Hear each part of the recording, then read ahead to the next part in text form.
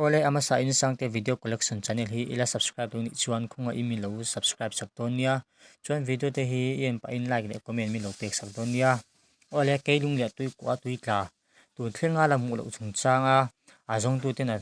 a tui om dan le an ton shiat an soi dan te lo ngai thlang a tui om dan le an ti swal ber ni an soi chu a tui khu a thuk zong kan shelowa a thenin fit somli an ti la in a thenin fit som nga ten tia an soi dan hi ain ang lo hlom khop mai ke ni la kan chen than na ni lo bok nen hian a tui om dan le among lam om dan tur hi kan shelowa tui la avot sia thlasik lai ani bok nen tui chunga hian rei kan om theilo ani chuan tui chunga kan han lut thla a tui la abal wa nge ni a thim khu maya rina in avot bok nen a tui thuk zong kan hre chiang lo nen chole lam tur he sap angai sia a tui chunga rei de oma a tlai the ani nen a kan chu swal thi ta ani khalai tak chu kan chen than na chu ni se ke karin dan chuan kan mu to ka ring a tlak ni khan tlang sam le tui pui tui thiam ten kan zonga kan mu tak wa chuan khodang tui thiam deuh te cha in oxygen nen hian a tui chunga lu na man ruat nen hian an han lu ta thi the chu an nei tam lo khop mai ma se indam ngat the ani lo a tui a votin a om dan tu man kan la hre chiang lo bok nen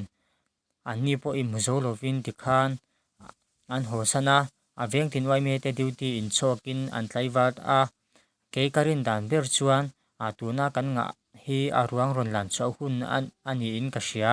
tun dimuna chuan be se abo to khop mai thuthar kan han hriat thuthar ti am chuan arang theng ber in kan han ti chuak le donia ole tuna a an sei dan hi chu adi kang reng khop me tuna a keilung ne tui a kwa tui tla hi a hei tui luang luyang mai me tui tla ang nen han ai nang lo ta a tui po hi a hanen reng reng po hian adum ku mai khatiang ti kha an han lu chua don hian a thu kang reng bok si nen man rotel lo phei chuan a zuam po zuam om lo in ka hria a helai ta hi chu kan tui thiam te hi dem ngop na chi tura po ka ngai lu fa a be se chu bo ang kho ma se a pathian zara mu wat tura in ngai la kan wai me te a thlom ngai na hi